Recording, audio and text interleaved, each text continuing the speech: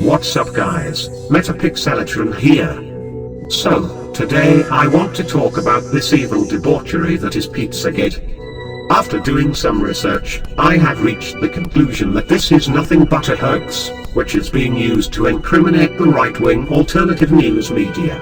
Indeed, there is no undeniable, or even plausible enough, evidence of any criminal activity being perpetrated by the pizza restaurant. There are, though, a bunch of shills in the internet, controlling people's emotions to make them harass the owner of the pizza restaurant. Think about this for a second.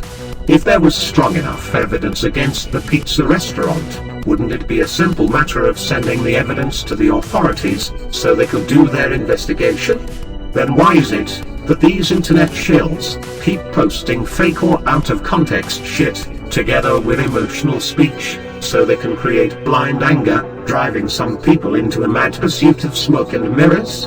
Yes, it is indeed a total PsyOp, most likely 100% fake. The end game with this seems like it is to make the alternative news media seem like a dangerous group of seemingly religious extremists and Bible thumpers who like to engage in witch hunts for profit and fun. They are being so effective with this that anybody who questions their theories is instantly called a Satanist witch. For some reason, it is very easy to convince so-called Christians to engage in witch hunts. It's like we've just taken the time machine travel back to medieval times. Do I have total 100% proof that this PizzaGate story will have negative impact on the alternative news media? No, but there are very strong evidences. For the last few months, the alternative news media has been under attack, being called fake news and such. A lot of very shady fake news websites, like 70 News, for example, have been spreading all sorts of fake stuff, which has spread through Facebook by bots, shills and confused people.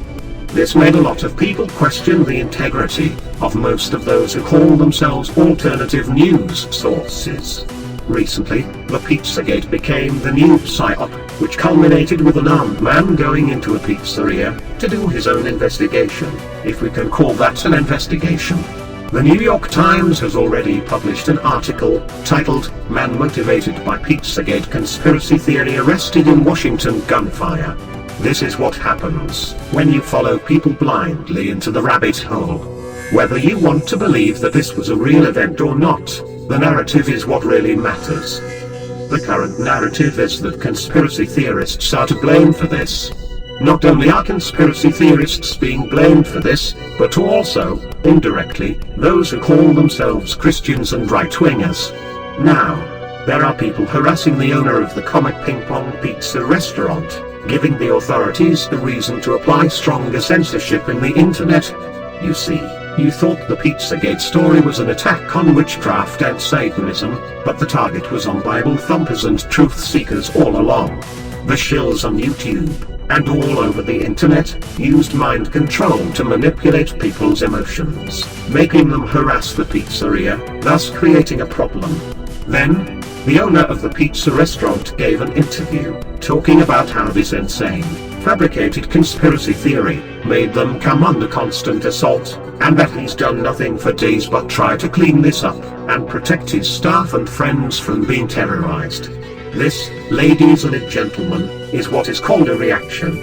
Of course, this reaction requires a solution. What do you think the authorities will do to solve this problem? I can tell you what they are obviously not going to do. The authorities will not go down a rabbit hole, looking for witches and Satanists, just because the alternative media and conspiracy theorists told them to do so. They might, on the other hand, apply censorship on alternative news media websites, conspiracy theorist YouTube channels, and Christian fanatics. Wow, the Illuminati shills sure got the sheep to follow their master plan, falling exactly where they wanted the sheeple to be, righto?